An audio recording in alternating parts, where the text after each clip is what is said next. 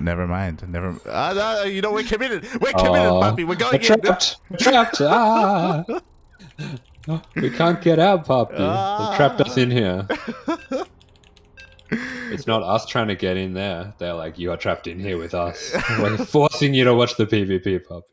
Oh my god, it's a waterfall as well. Oh my god. Well, I may have to cast the entire game on my own. We'll see here as a... What? I thought you had to go to the... No, it's okay, it's okay. This game will take 3 minutes, it's fine. Go for it, mate, go for it. Alright, spawning in the bottom left-hand corner, it is the red Protoss representing Team Super. It is TriGGeR. And spawning in the top right-hand corner of Waterfall ESL, we have the French Protoss player himself representing Alpha X. It is Arrogfire.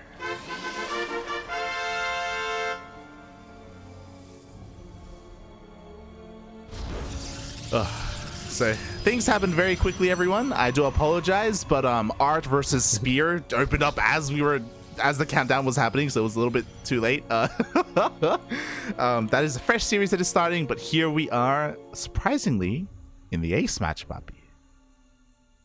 Yeah, ace match coming in for these two players. We do see the probes just pass through. There is the kiss of the probes, but just a very gentle one. Yeah, no passion involved. No passion. We're keeping it PG.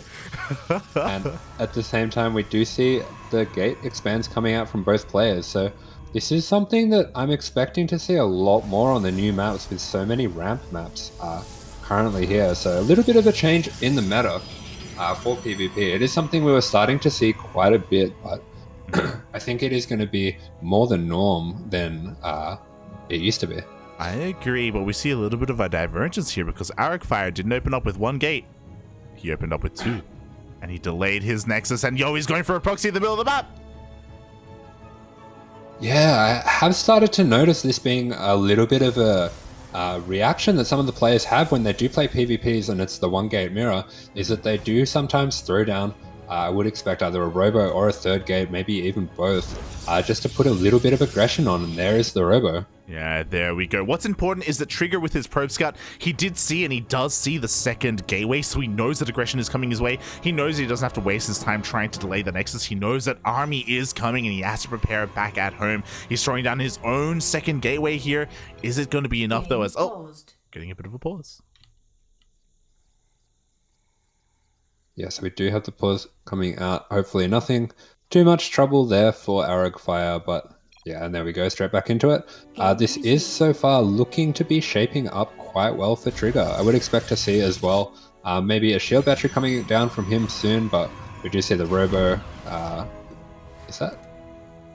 No, gateway and a robo. So he does have his second gate, does have the robo, does have the battery as well, just to deny a little bit of surface area at the front there. So we will see them adopting the defender and the aggressor here, and that's a lot of good scouting coming out already.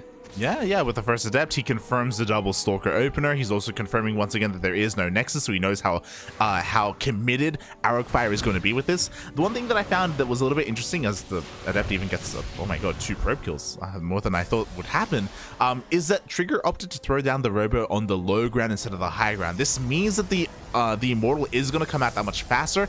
It also means, though, that a lot more of his production is being held on by that Artosis pylon, so there is going to be a target here for Arrogfire if he gets a little bit of momentum, if he does get that high ground vision. Yeah, absolutely, and it will be on TriGGeR just to use his units to zone away from that pylon, and I do like his battery positioning to that end, but we are seeing a very quick warp prism from Arrogfire, just kind of negating the preparation of TriGGeR. Yeah, exactly. He just bypasses the defense. He bypasses the shield battery as well. He goes all the way into the main base, already dealing some hull damage to that first stalker, but the Immortal is going to rock up, and we even have a secondary shield battery in the main.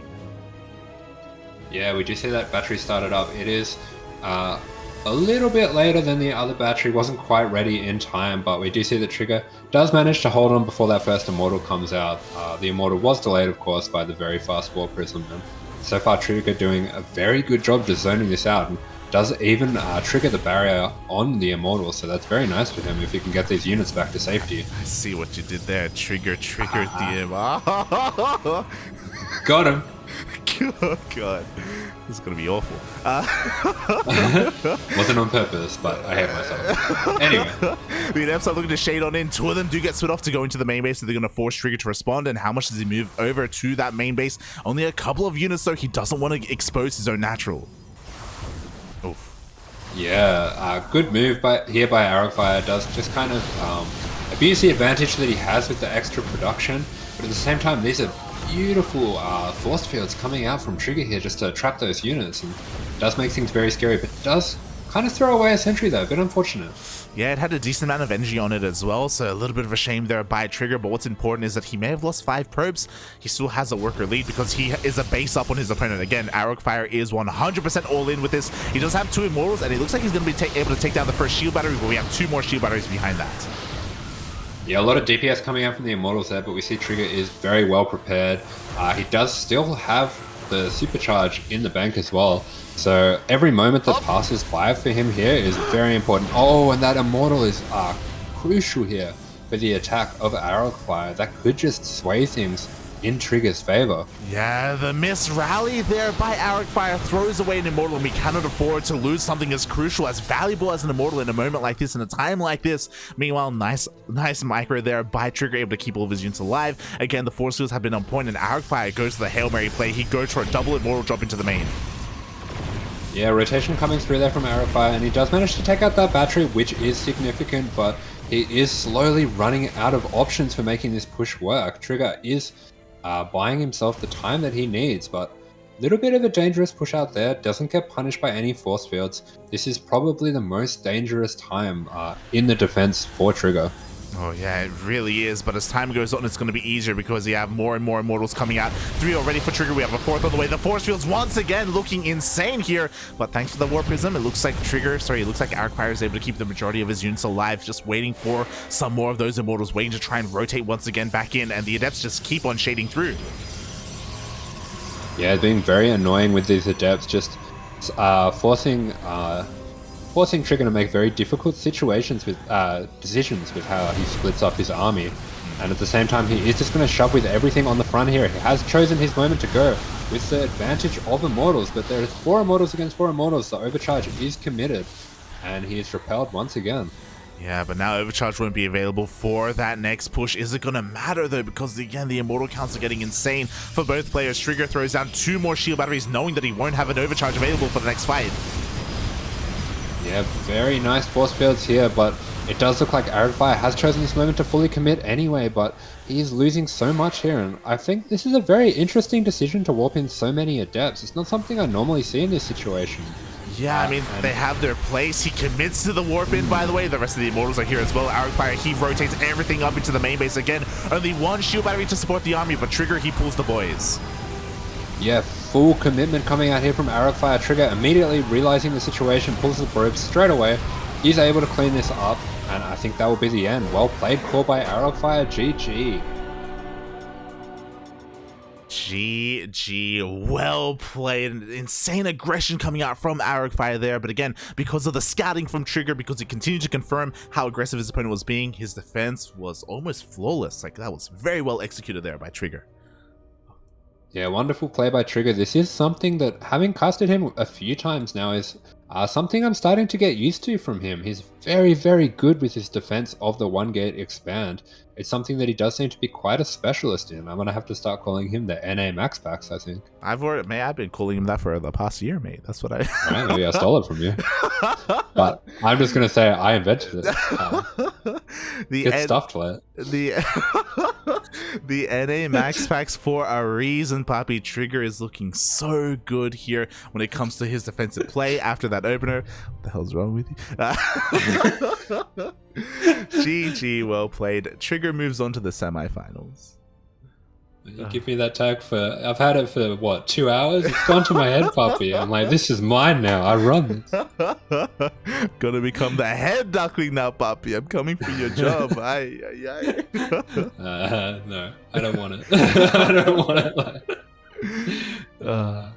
I I've seen the 8 a.m. starts. I've seen the late nights into the 8 a.m. starts. I've seen the Red Bulls. I've seen the dares. I don't want any part of it, Bob. Speaking of, I've got a dare in one hand. I got a Red Bull in the other. No, that's too much. You can't dual wield.